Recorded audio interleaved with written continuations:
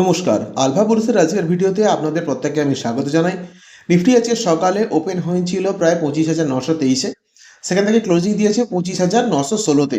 সারাদিন আজকে প্রায় নিফটি একটি সাইডওয়েজই ছিল, আপনারা দেখতে পাচ্ছেন আপনাদের সামনে 5 মিনিটের চার্ট আছে নিফটির।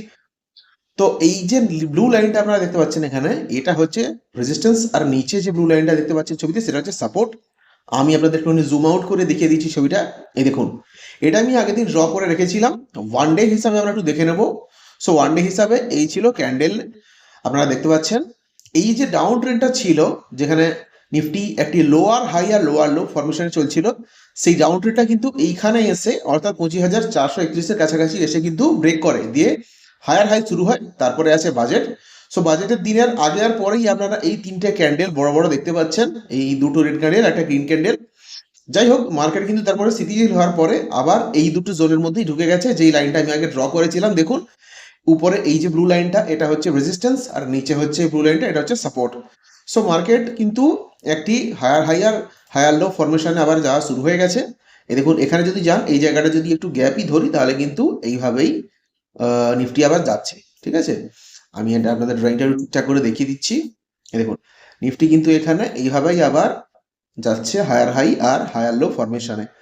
তো কতদূর যেতে পারে মনে রাখবেন, সবচেয়ে ম্যাক্সিমাম হাই যে জায়গাটা আপনাদের আগে ছিল, যেটা আপনাদের এইখানে আছে 24,400, ধরুন 24,400 যখন ব্রেক করবে, তখন কিন্তু উপরের দিকে আবার একটি নতুন অল টাইম হাই দেওয়া শুরু করবে। এটা হচ্ছে আপনাদের ওয়ান ডে হিসাবে অল টাইমের টোটাল হচ্ছে আপনাদের ক্যান্ডেলটা আমরা দেখতে পাচ্ছি 2025 থেকে, দেখতেই পাচ্ছেন আপনারা।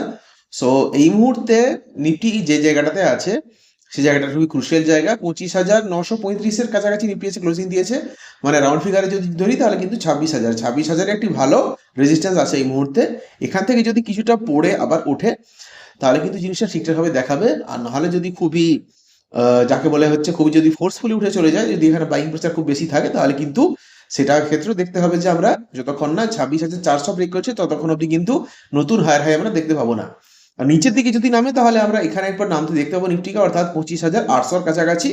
তো সেখানে ঘাবড়ানোর মতো কিছু নেই, এভাবে নেমে হায়ার লো কিন্তু ফরমেশন করে আবার নতুন হায়ার হাই যাবে। ট্রেডিং অপরচুনিটির কথা বলতে গেলে আজ কিন্তু সাইডওয়েজ ছিল।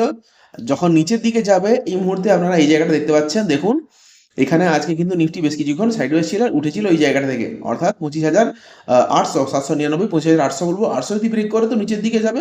উপরের দিকে যাওয়ার জন্য কিন্তু একে এই জায়গাটা ব্রেক করতে হবে, যেটা আপনাদের আছে 25,985, মানে 26,000 ব্রেক করে যদি উপরের দিকে ওঠে, উপরের দিকে যাবে বা যাওয়ার সম্ভাবনা আছে। নিচের দিকে কিন্তু যদি যায়, তাহলে অতি অবশ্যই ওকে 25,800 ব্রেক করে নিচের দিকে নামতে হবে। দিলে নেক্সট সাপোর্ট যেটা আছে, সেটা আপনার আছে 25,000 এখানে 700।